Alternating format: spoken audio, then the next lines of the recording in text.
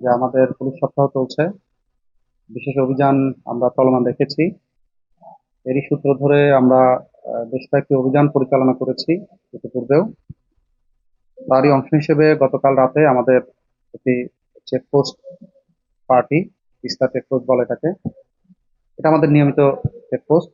সেখান থেকে আমাদের চেকপোস্টের সাব ইন্সপেক্টর এসআই শাহাবুদ্দিন, তার টিম চেকপোস্ট পারাকালে একজন ব্যক্তিকে সন্দেহবশত তাকে সার্চ করতে গেলে তিনি দৌড়ে পালানোর চেষ্টা করেন। এক পর্যায়ে সন্দেহের বশে তাকে আমরা নিজেদের হেফাজতে নেই এবং তাকে তার শরীর চেক করাকালে বেশ কিছু সামনের পকেট থেকে তিনি 4টা বান্ডিল, ইউএস ডলারের বান্ডিল বের করেন।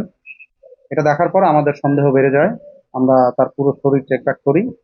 চেক ব্যাক করার পরে একে একে 11টি বান্ডিল আমরা দেখতে পাই। পুরো টাকার অংশটা, ডলারের অংশটা আমরা গণনা করেছি। গণনা পরবর্তী সময়ে আমরা দেখেছি এখানে $100 নোট যেটা, সেটি আছে 1581টি এবং $50 নোট আছে সর্বমোট 24টি। এই ইস্যুতে সব মিলিয়ে টাকা হয়েছে সর্বমোট 1,59,300 ইউএস ডলার।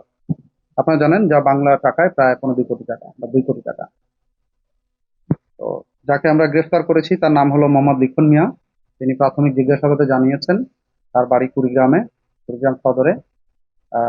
অন্যান্য যে সমস্ত ব্যক্তিবর্গের তথ্য আমরা তার কাছ থেকে পাচ্ছি, আমরা তাদের ব্যাপারেও অভিযান চলমান রেখেছি।